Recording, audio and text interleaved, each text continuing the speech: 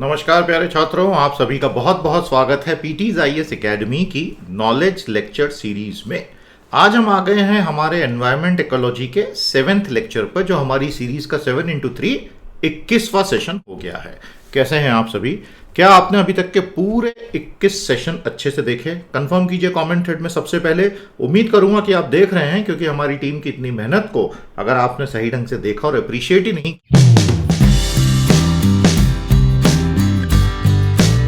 In full swing, आज आ गए हैं 7th लेक्चर पर। Heat waves, heat islands, heat डोम।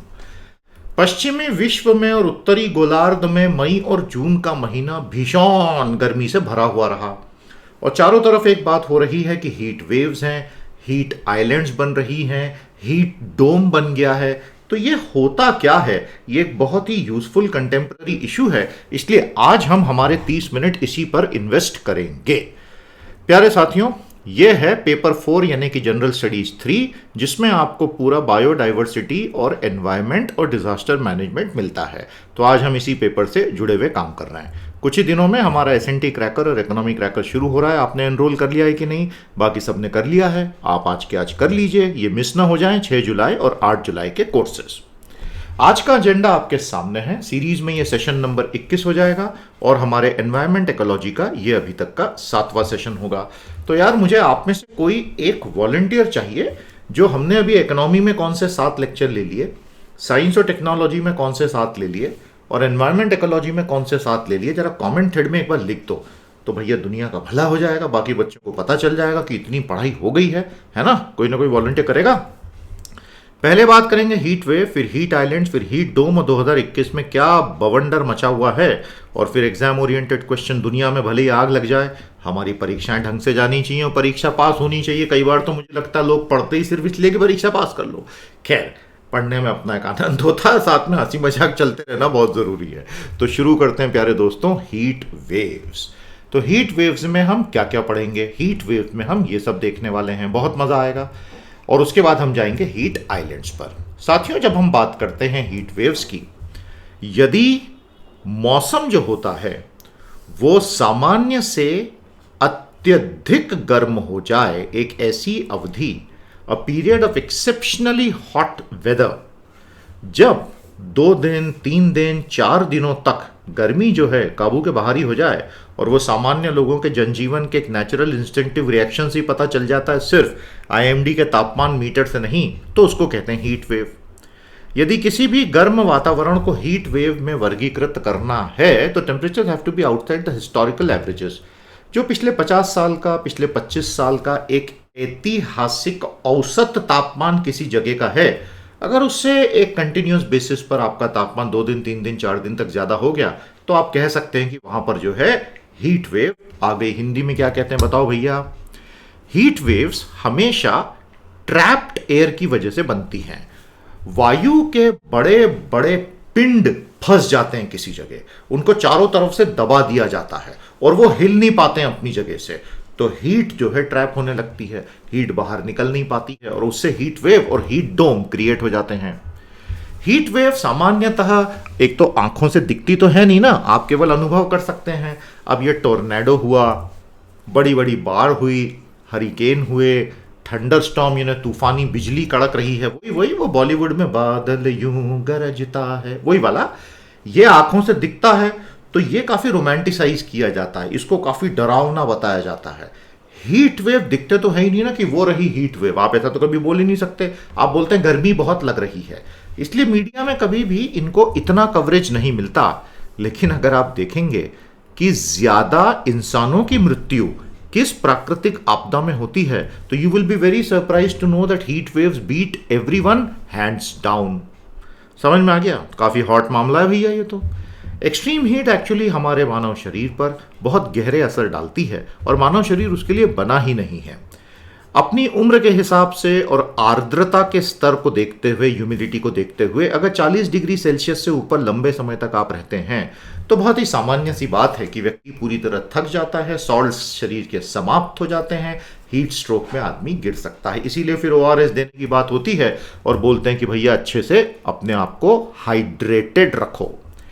हीट इंडेक्स एक होता है ऊष्मा सूचकांक which accounts for heat and humidity. इस हीट इंडेक्स में पूर्वी भारत में 65 डिग्री सेल्सियस तक की रिपोर्टिंग इस हीट इंडेक्स में हो गई थी, और कहीं ना कहीं ये चीजें हर गुजरते वर्ष के साथ और अधिक तीव्र होती चली जा रही हैं। तो अगर आप देखेंगे मिनिस्ट्री ऑफ होम अफेयर के रिकॉर्ड्स में पता चलेगा मौतों के आंकड़ों में 2000 से 2014, तो ये तो काफी एक 15 साल का हिसाब किताब है, तो बहुत ही रिप्रेजेंटेटिव मानेंगे। Lightning, earthquake, heat stroke, flood, cold and exposure, landslide, cyclone, tornado, avalanche, इन सब चीजों में कितनी कितनी मौतें हुई, तो आप देखेंगे हीट स्ट्रोक जो है टॉप 3 में है। और मेरा ऐसा मानना है कि हीट स्ट्रोक से मरने वाले सारे लोगों की तो गिनती कर पाना भी भारत जैसे बड़े देश में मुश्किल है, और इसलिए नंबर इससे कहीं ज्यादा होगा ही होगा। एनीवे, तो ये हीट वेव्स हुए। लेकिन अगर आप हीट वेव्स की बात करते हैं तो अधिक समझ हमारी तब विकसित होती है प्यारे दोस्तों, थोड़ी देर में हम अमेरिका और हीट डोम्स पर भी आएंगे, कि जब आप elevated temperatures with in the city centre देखना शुरू करते हैं। भारत के बड़े बड़े शहरों के केंद्र में जो तापमान बढ़ जाता है, जिससे हीट आइलैंड बढ़ जाती है, तो वो 3, 3.5, 4 डिग्री सेल्सियस तक अधिक गर्म हो जाता है, और उसके शरीर पर आने वाले प्रभाव तो बहुत ही हानिकारक होते हैं। बात समझ में आई आपको? 2012 में उत्तरी अमेरिका में बहुत खतरनाक हीट वेव आई थी, और वो जो हीट वेव उत्तरी अमेरिका में आई थी, आज हम आगे उसी हीट डोम के बारे में विस्तार से चर्चा करेंगे। 2012 ये तो मतलब अपने आप में पूरा का पूरा एक इवेंट हो गया था। 2012 की बहुत खतरनाक हीट वेव में हवा जो है उत्तरी अमेरिका के ऊपर कैद हो गई थी और हिल नहीं पा रही थी। जो वायु के पिंड पूरे ग्लोब की सर्कलिंग करते रहते हैं वो वहां फंस गए, तो एक अवन जैसा माहौल क्रिएट हो गया। और ऐसा क्यों हुआ? क्योंकि मेक्सिको से एक हाई प्रेशर सिस्टम ट्रैवल करके अमेरिका के ऊपर आ गया था, और 20 से 23 जून के बीच में ये उत्तर की तरफ गया, आकार में बढ़ा और यूनाइटेड स्टेट्स के महान मैदानों यानी ग्रेट प्लेन्स के ऊपर फिक्स हो गया। अब ये रहे उत्तरी अमेरिका की फिजिकल ज्योग्राफी, ये रहे एपेलेशियन माउंटेन्स, जिन्होंने 500 साल पहले जो ओरिजिनल 13 कॉलोनीज बनी थी उनको यहीं पर कैद करके रख दिया था। यूरोप से आए लोगों ने 13 ओरिजिनल कॉलोनी सेटल की थी अमेरिका में आज से 500 साल पहले, तो वो यहाँ पे थी, और इन पर्वतों ने उनको रोका था पश्चिम की तरफ जाने से। ये होते हैं आपके तटीय मैदानी इलाके, कोस्टल प्लेन्स, जैसे भारत के ईस्टर्न कोस्टल प्लेन्स हैं। फिर आपको मिलेंगे ग्रेट प्लेन्स, फिर आपको मिलेंगे रॉकी माउंटेन्स, ग्रेट बेसिन, और इस तरह से बाकी की सारी चीजें। तो यहां हम किस चीज की बात कर रहे हैं? Great Plains. तो वो जो मेक्सिको से पूरा वायु का पिंड आया था वो यहां से चला और यहां पर आके उसने खुद को फंसा लिया, स्थित कर लिया। इसको हम थोड़ी देर के बाद डिटेल में पढ़ेंगे। इन केस आपको यहां के राज्यों का ज्यादा आइडिया नहीं है तो मैं वो भी आपको थोड़ी देर में बताऊंगा। उससे पहले थोड़ा सा इस चीज को समझ लीजिए। 2021 में क्या हुआ है? ये तो हमने 2012 की बात की। अब समस्या ये हो रही है कि ये इवेंट जो है रिकर हो रहे हैं और ज्यादा इंटेंसिटी के साथ रिकर हो रहे हैं। 2021 में अमेरिका का पैसिफिक नॉर्थ वेस्ट झुलस गया, जो दुनिया के सबसे खूबसूरत क्षेत्रों में से माना जाता है। चारों तरफ हरियाली है, पर्वत है, ठंड है और बहुत खूबसूरत है। वो पैसिफिक नॉर्थ वेस्ट पूरी तरह से झुलस रहा है। हम किस क्षेत्र की बात कर रहे हैं? हम इस क्षेत्र की बात कर रहे हैं। This broadly will be the Pacific north west. तो कौन से राज्य आएंगे? ऊपर ही ऊपर आपको वॉशिंगटन स्टेट और ओरेगॉन दिखाई देगा। बात समझ में आई आपको? वॉशिंगटन जो शहर है प्यारे दोस्तों, वो वॉशिंगटन डीसी एक अलग चीज है, वो तो यहाँ की कैपिटल है, लेकिन यहां हम वॉशिंगटन स्टेट की बात कर रहे हैं। समझ में आया आपको? तो पैसिफिक नॉर्थ वेस्ट यानी प्रशांत उत्तर पश्चिम, ये सब एग्जाम में आ सकता है, ध्यान रखिएगा, क्योंकि क्लाइमेट चेंज तो एक ग्लोबल फिनोमिनन है दोस्तों। पैसिफिक नॉर्थ वेस्ट जो है वो पश्चिमी अमेरिकी राज्य का यानी संयुक्त राज्य अमेरिका का वो क्षेत्र है जो ये रहा पैसिफिक ओशन, इस पैसिफिक ओशन के साथ लगा हुआ है। और इसमें कौन कौन से राज्य हैं वो मैंने आपको बता दिए। समझ में आया? हालांकि इसकी परिभाषा को लेकर काफी विवाद है, लेकिन इसके अंदर आइडाहो, ओरेगन, वॉशिंगटन, इन राज्यों को माना जाता है कि भाई ये पैसिफिक नॉर्थ वेस्ट में होंगे। हालांकि कुछ दूसरे राज्य हैं वो भी खुद को इंक्लूड इसमें कर लेते हैं, लेकिन सामान्य तो लोग बोलते हैं कि Washington state, Oregon state, Idaho state जो है ये पैसिफिक नॉर्थ वेस्ट में आएगा। और ये बहुत खूबसूरत है, लेकिन 2021 मई जून में यहाँ के टेम्परेचर्स ने रिकॉर्ड तोड़ दिए और ये एक ब्रॉडर क्लाइमेट चेंज का हिस्सा माना जा रहा है। समझ में आया आपको? तो ऐसा नहीं है कि हीट वेव्स ऐतिहासिक रूप से पहले नहीं हुए, लेकिन इस बार जो इंटेंसिटी बन रही है और जो एल नीनो और ला नीना के प्रभाव अलग अलग ढंग से अपने आप को परिलक्षित कर रहे हैं, वो चीज़ों को बहुत कॉम्प्लेक्स बना रहा है। थोड़ी देर में हम एल नीनो ला नीना पर भी बात करेंगे और मैं मानसून के ऊपर एक डिटेल सेशन आगे लूंगा। आपको चाहिए ना डिटेल सेशन, बिल्कुल कर देंगे। तो आज 1 जुलाई, चाइना की कम्युनिस्ट पार्टी के 100 साल पूरे हो गए। तो क्या आप चाहेंगे उसके ऊपर एक डिटेल्ड सेशन? बताइए। तो एक स्पेशल सेशन में बना सकता हूं अगर आपकी तरफ से मांग आएगी तो बनाएंगे, नहीं तो नहीं बनाएंगे भैया। तो यहां तक का सब कुछ क्लियर। हीट आइलैंड्स की तरफ चल सकते हैं अब हम। तो हीट वेव्स ने हमने जो कुछ पूछा, आई होप आप इसको अच्छे से रिवाइज करेंगे। इस पर आपकी कोई राय है तो हमें जरूर बताइए। अमेरिका की फिजिकल ज्योग्राफी में 5 ग्रेट लेक्स भी आती हैं। कौन सी 5 महान झीलें आती हैं, पांचों के नाम जरा हमें फटाफट बता दो। अब आते हैं हीट आइलैंड्स पर, यानी ऊष्मा द्वीप। तो ये हीट आइलैंड जो हैं कैसे बनते हैं, इनके अंदर क्या फंडा होता है और इनसे बचने के तरीके क्या क्या हो सकते हैं, ये पूरा का पूरा टॉपिक है भैया एनवायरमेंट इकोलॉजी में। शुरू करूं। हीट आइलैंड्स मुख्यतः शहरी इलाके ही होते हैं, और ये वो शहरी इलाके होते हैं दोस्तों जहां का तापमान, मतलब आप वहां अगर जाओ तो पास के गांव से निकलकर आप एक हीट आइलैंड में अंदर आओ तो आप अचानक से बोलोगे यार गर्मी बहुत लग रही है। 3, 3.5, 4, 4.5 डिग्री सेल्सियस तक हीट आइलैंड में तापमान बाहर के प्राकृतिक वातावरण से जो 10, 15, 20, 25 किलोमीटर दूर होगा ज्यादा होता है, और ये आसानी से एक्सपीरियंस किया जा सकता है। ये क्यों होता है? क्योंकि हमने कंक्रीट की ऐसी चादरें बिछा दी हैं सब तरफ, जिसमें आगे बिल्डिंग्स, रोड्स, बाकी के सारा इंफ्रास्ट्रक्चर, वो सारी की सारी सूर्य से आती ऊष्मा को एब्जॉर्ब करके री एमिट कर देते हैं। और उसकी वजह से क्या होता है कि कई जगह जहां पर नेचुरल लैंडस्केप होते हैं, प्राकृतिक भूस्थल, भू आकृतियां, जैसे कि फॉरेस्ट हो गए, वाटर बॉडीज हो गई, जो एब्जॉर्ब तो करेंगी लेकिन इतना इंस्टेंटली री एमिट, उसको पुनर्उत्सर्जित नहीं करेंगी। वहां आपको तापमान एकदम से खड़े होने के बाद ह्यूमन बॉडी पे ज्यादा नहीं दिखता है, हीट आइलैंड्स में दिखता है क्योंकि नीचे से हीट आ रही है। तो इसपे से एक मिटिगेटिंग मेजर भी पता चल गया। अगर हीट आइलैंड में तापमान को कम रखना है तो एक मिटिगेटिंग मेजर, मिटिगेटिंग बड़ा प्यारा शब्द है दोस्तों, अंग्रेजी एक बड़ी प्यारी भाषा है, उसको सीखना भी बहुत आवश्यक है। मेरे बहुत प्यारे कोर्सेस अंग्रेजी के अवेलेबल है। इंग्लिश क्रैकर कोर्स आपको मेरी साइट पर, पीटी की साइट पर मिलेगा, pteducation.com। 100 सेशन का बहुत प्यारा कोर्स है, आप वो कोर्स जरूर करना, आपको जीवन में बहुत बहुत फायदा होगा। वो अपनी लाइफ के लिए कीजिएगा। 100 सेशंस, 1.25 घंटे के सारे सेशंस हैं। पढ़ाया हमने कॉम्पिटिटिव एग्जाम के हिसाब से है, लेकिन आपको गहराई से अंग्रेजी भाषा पर पकड़ बनेगी। पढ़ाने का एक तरीका होता है, उसको आप देखिएगा, फायदा होगा। जैसे मिटिगेटिंग वर्ड हुआ, तो इसका मतलब कि उसके दुष्प्रभावों की तीव्रता को कम करने का प्रयास।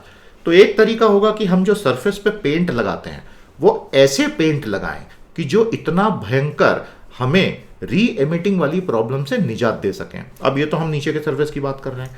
अगर बिल्डिंग्स को अंदर से ठंडा रखना है तो बाहर ऐसा बोला जाता है ऐसे पेंट लगाओ कि जो रिफ्लेक्ट कर दे। उस केस में तो हीट आइलैंड बनेगा, लेकिन बिल्डिंग ठंडी रहेगी तो उसको एसी कम लगेगा, तो एसी की हीट कम होगी। Ultimately it is a trade off. वैसे आपको बता दूं, एसी की बात हुई है तो भारत अगले 30 सालों में बहुत व्यापक स्तर पर कूलिंग इक्विपमेंट्स खरीदने वाला है। भाई जैसे जैसे भारत की पर कैपिटा इनकम बढ़ेगी, अभी हम केवल 2000 प्रति व्यक्ति डॉलर पर हैं आज की तारीख में प्रति वर्ष, धीरे धीरे तो बढ़ेगी ना आगे, तो ज्यादा घरों में कूलिंग इक्विपमेंट्स आएंगे। अगले 30 सालों में अरबों, several billion cooling units will be purchase by Indians. ये जबरदस्त ग्रीन हाउस गैसेस उत्सर्जित करती हैं, हालांकि उनकी स्टार रेटिंग सिस्टम होती है, लोगों को पता ही नहीं है, तो लोग गलत एसी लगा लेते हैं जिससे बहुत ऊष्मा निकलती, क्योंकि वो थोड़ा सस्ता होता है। तो ये भी पॉलिसी चैलेंज है, क्योंकि आज हीट की बात हो रही है तो मैंने आपको स्टार ग्रेडिंग की बात करना आवश्यक समझा। तो एयर कंडीशनर्स की क्या स्टार ग्रेडिंग होती है बताइएगा। तो ये जो शहरी क्षेत्र हैं हाईली कॉन्सेंट्रेटेड होते हैं। भाई शहर का मतलब ही है कॉन्सेंट्रेशन। अगर बहुत बिखरा हुआ रहेगा तो वो शहर थोड़ी होगा, वो तो सेमी अर्बन या गांव ही हो जाएगा। और यहाँ का जो डे टाइम टेम्परेचर होता है वो काफ़ी ज़्यादा होता है। समझ में आ गया। तो हीट आइलैंड्स को कैसे मापेंगे? शहरों का अपने आसपास की जगहों से जो तुलनात्मक एक तापमान का अंतर होगा उस पे से हम मेजर करेंगे। बात समझ में आ गई आपको। और एक हीट आइलैंड के अंदर अंदर भी अलग अलग माइक्रो हीट आइलैंड्स हो सकते हैं, डिपेंड्स कि वहां का जो लोकल स्ट्रक्चर है वो कैसा।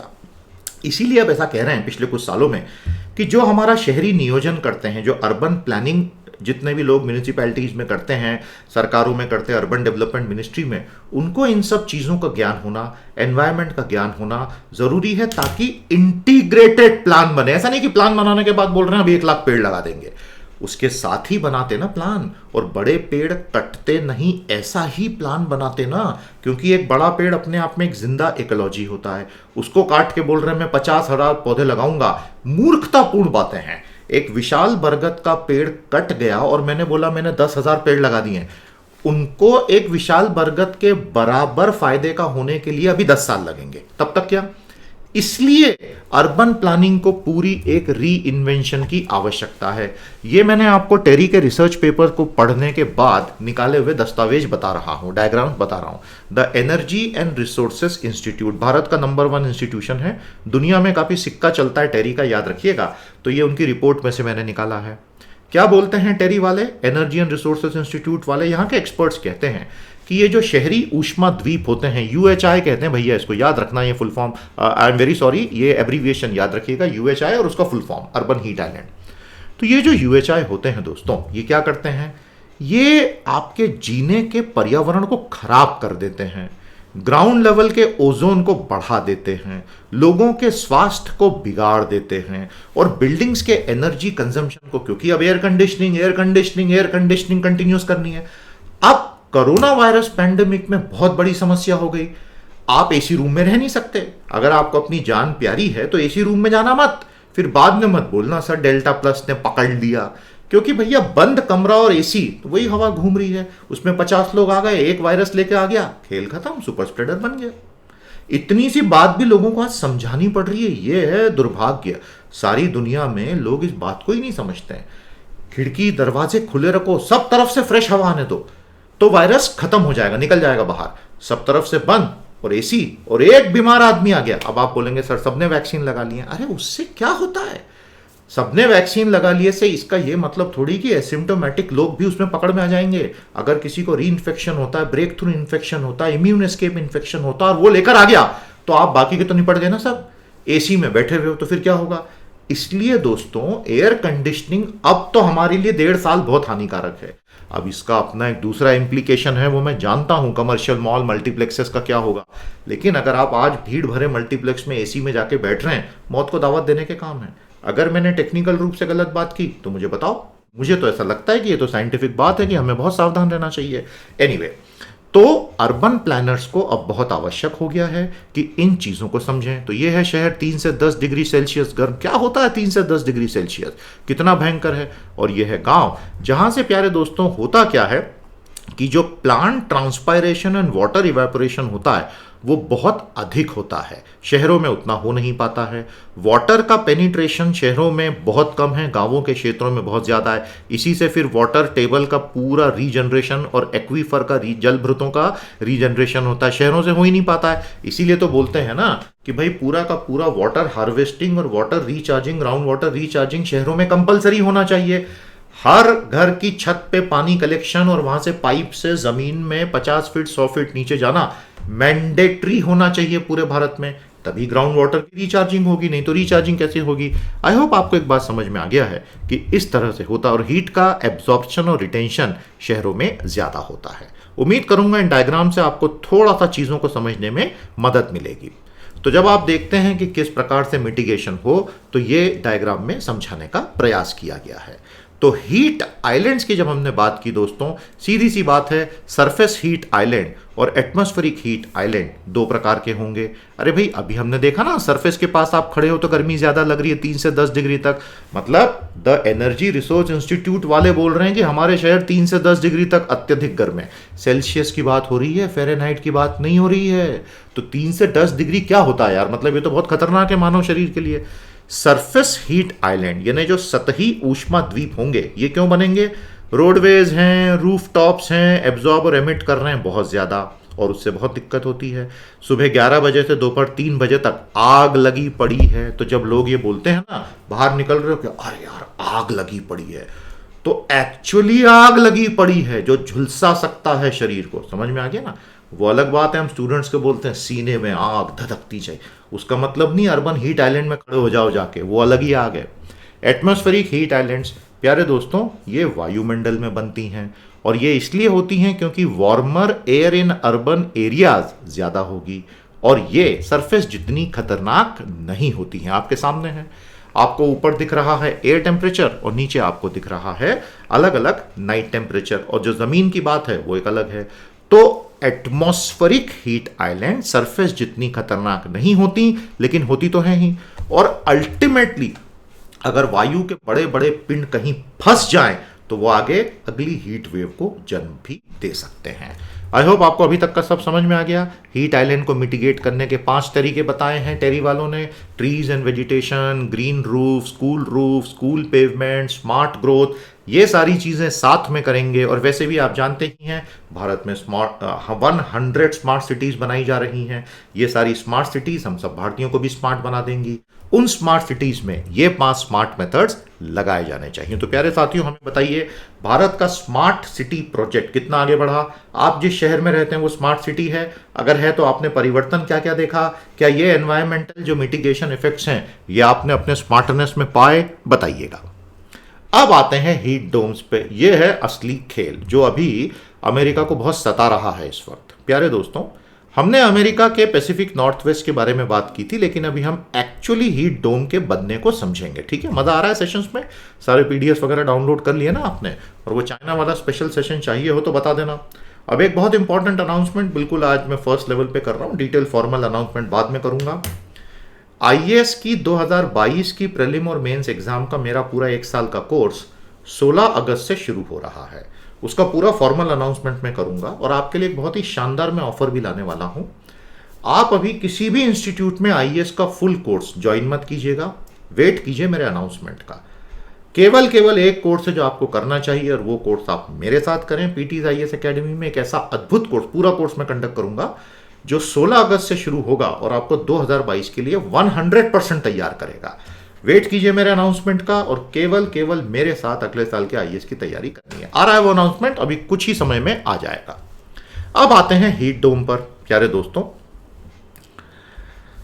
जब अमेरिका में 2012 में वो हीट वेव एक जगह फंस गई थी, हमने अभी देखा था ना, ग्रेट प्लेन्स के ऊपर, ओरेगॉन, वॉशिंगटन, आइडाहो, वो वायु का पिंड पूरी दुनिया में घूमने के बजाय एक अवन की तरह एक जगह फंस के गोल गोल बंद हो गया। आप देख रहे हैं 2012 का हीट वेव हाई प्रेशर बाहा कैलिफोर्निया मेक्सिको से चलता हुआ दक्षिणी प्लेन्स के ऊपर से जून 20 से 21, 22, 23 जून 2012 में आया और फिर पूर्व और नॉर्थवर्ड की तरफ फैलता चला गया और फंस गया। आगे गया ही नहीं, 30 दिनों तक, जुलाई तक फंसा पड़ा रहा वहां पे। आपको बात समझ में आई? ये क्यों हुआ? क्योंकि एक बहुत हाई प्रेशर सिस्टम मेक्सिको की तरफ से ऊपर आया था। अब हम यहां पर आपको पूरा इसका सिस्टम समझा रहे हैं, किस प्रकार से हीट डोम बनता है। यही 2021 में भी बना है।